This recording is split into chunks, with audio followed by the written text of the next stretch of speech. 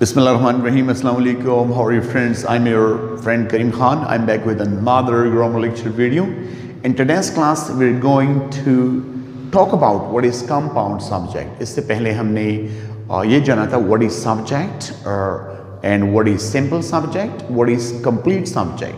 इस पे ऑलरेडी हमारी वीडियोस हैं, अगर आप नहीं देखे तो काइंडली वो वीडियोस देख ले।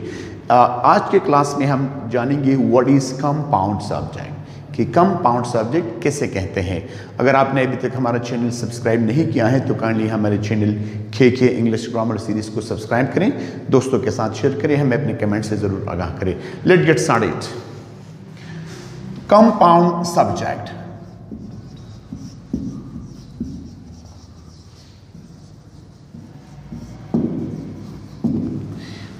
जैसे कि नाम से आप अंदाज़ा लगा सकते हैं, compound subject means more than one subject. एक सब्जेक्ट से ज़्यादा जब हमारे पास जुमले में सब्जेक्ट्स हों, they are called compound subject.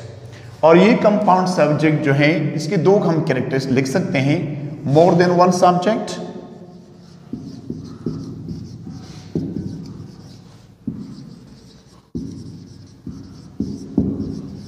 And they are joined, ये जो कंपाउंड सब्जेक्ट है, they are joined with conjunctions।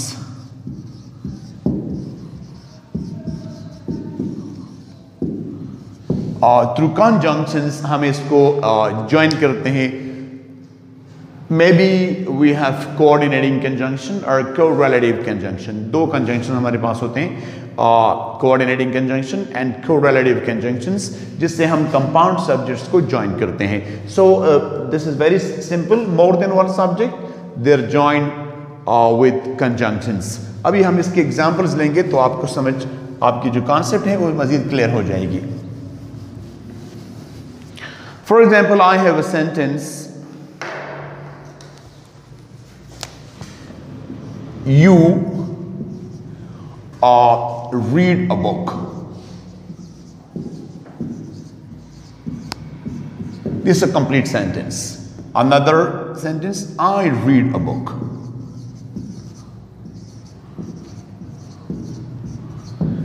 So in दोनों सब्जेक्ट्स में जो है, इन दोनों सेंटेंस में सब्जेक्ट जो है हमारे पास ये क्या है, सिंपल सब्जेक्ट्स हैं।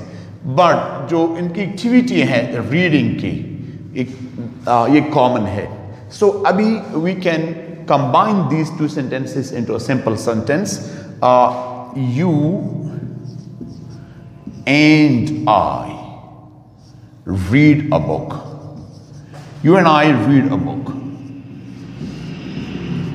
इन दो सब्जेक्ट्स को हमने कोऑर्डिनेटिंग कंजंक्शन एंड से क्या कर दिया, इसको हमने ज्वाइन कर दिया, तो ये हमारे पास क्या बना, कंपाउंड सब्जेक्ट। ज़हन में ये बात याद रखें, when you have compound subject then you will use the sometimes the plural form of verb. अभी इसके साथ जो है रीड, जो हमारे पास क्या है, ये प्लूरल फॉर्म है, you and I read a book. लेकिन ये ज़हन में ये बात याद रखें, जब आपका जो वर्ब है वो पॉजिटिव, या जो आपका सेंटेंस है वो पॉजिटिव बिहेवियर शो करे, पॉजिटिव बिहेवियर, तभी आपने जो आपके पास जो आई है, जो फर्स्ट पर्सन प्रोनाउन है, उसको आपने लास्ट में रखना है जब आपके पास सेंटेंस क्या शो करे, पॉजिटिव बिहेवियर। जब आपके पास लेट सपोज एक सेंटेंस है और वो नेगेटिव सेंस को, नेगेटिव बिहेवियर को शो करता है, तो आपने जो आई है उसको आपने फर्स्ट पे लेके आना है। For example, you are responsible for this damage. You are responsible for this damage. And I am responsible for this damage.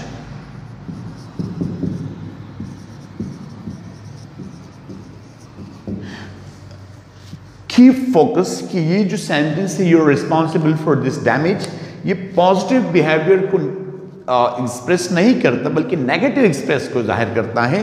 तो इसी सूरत में आपने जो आई है इसको आपने फर्स्ट पे लेके आना है। This is it shows manners and characters and behaviors. I and you are responsible for this damage.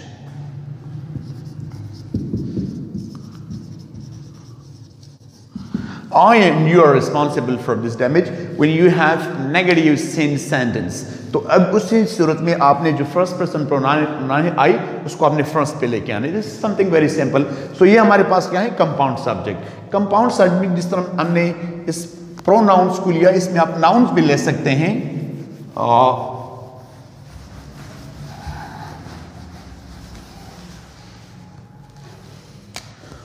Ali comma Iqra comma and Aslam watch the match.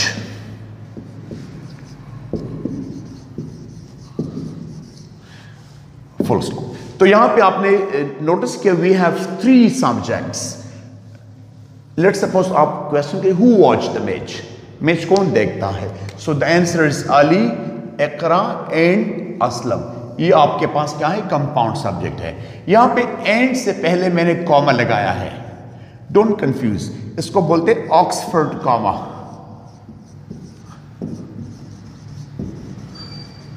What is Oxford comma? That you can remove it if you want. अगर it depends on you. आप पे depend करता है. Let's suppose if you don't want to use this comma, अगर आप इस comma को use नहीं करना चाहते, you can skip it. You can delete it. You can erase it. लेकिन फिर आपने थ्रू आउट जो आपकी राइटिंग है, आपने वहां पे कंसिस्टेंसी शो करनी है. ऐसा ना हो कि कभी आपने एंड से पहले कॉमा और कभी एंड से पहले कॉमा नहीं. सो this is called Oxford comma. Very simple. इस तरह मैंने आपको बताया था जो सब्जेक्ट में कि आप जो फ्रेजेस हैं, यू हैव नाउन फ्रेज और यू हैव एडजेक्टिव फ्रेज और एडवर्ब फ्रेज, जो भी फ्रेज है, जेरेंड फ्रेज है, इन्फिनेटिव फ्रेज है, वो भी आप यूज कर सकते हैं as a subject. For example, playing cricket in the street. Playing cricket and in the streets and reading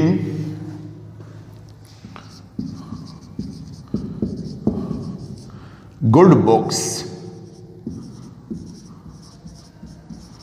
are my hobbies.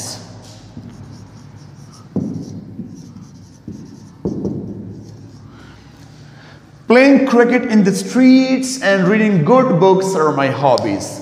Let's suppose आपसे कोई, if anybody asks you a question, what are your hobbies? आपके hobbies क्या है?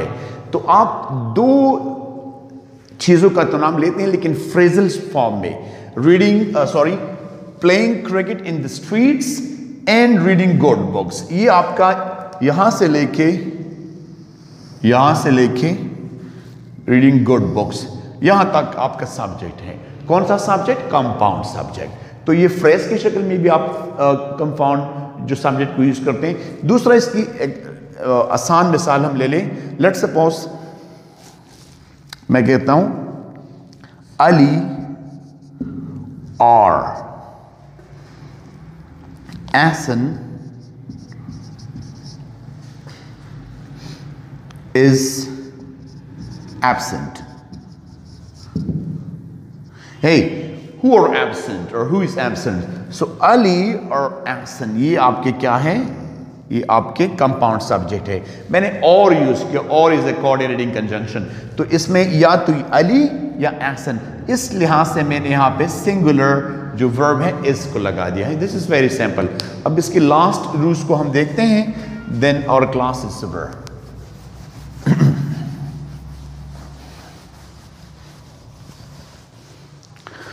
Let's suppose if you have correlative conjunction, आपके पास correlative conjunction है जो pairs में आते हैं, either or, neither nor, not only but also, इस किस्म के. तो for example मैं कहता हूँ neither students nor teacher is interested in the class.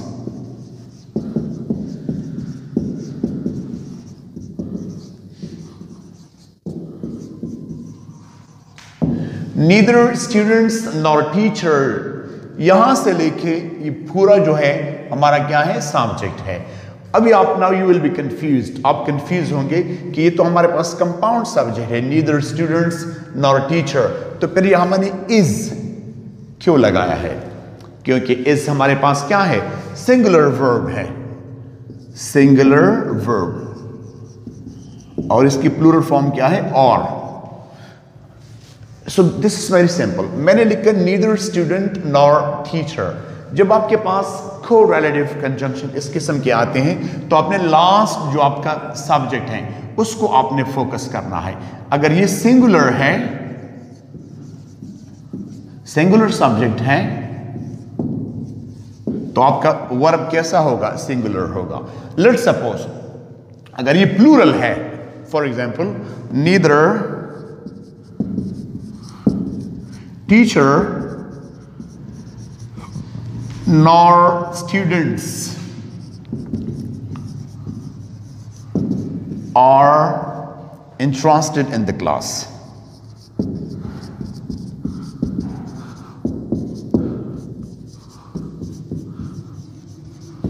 Now focus here.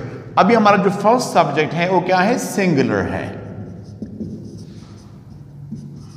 जो हमारा लास्ट सब्जेक्ट है स्टूडेंट्स, ये क्या है, ये प्लूरल है। अगर ये प्लूरल सब्जेक्ट है तो इसके साथ जो हमारा आर लगा है ये क्या है, ये प्लूरल वर्ब है।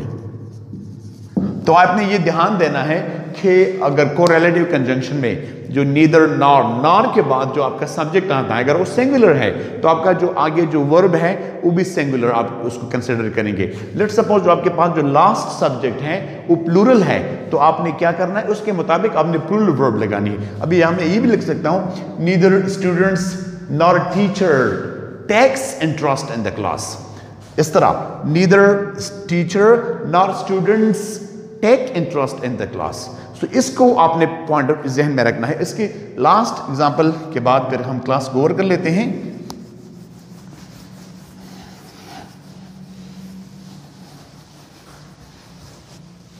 either and or, for example either इसके साथ हम और लगाते हैं, either stove or heater keeps the room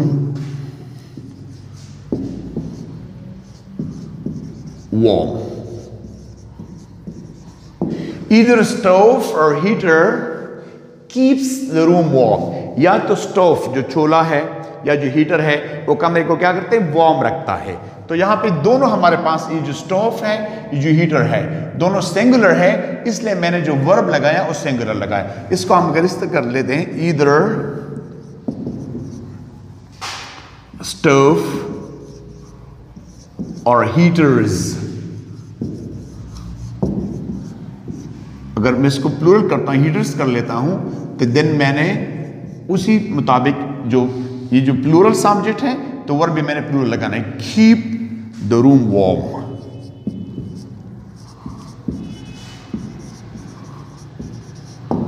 सो बहुत इजी था सब्जेक्ट था, कंपाउंड सब्जेक्ट का। आज के क्लास में हमने जाने की कोशिश की कि कंपाउंड सब्जेक्ट किस किस्म के होते हैं, प्रोनाउन में भी जो प्रॉपर नाउन है, जो फ्रेजेस हैं या जो कोरिलेटिव कंजंक्शन के लिहाज से हम इसको यूज़ करते हैं। उम्मीद करता हूँ आज की क्लास में आपने कुछ ना कुछ नया ज़रूर जाना होगा। हमें अपने कमेंट से ज़रूर आगाह करें। Thank you very much. अस्सलाम वालेकुम।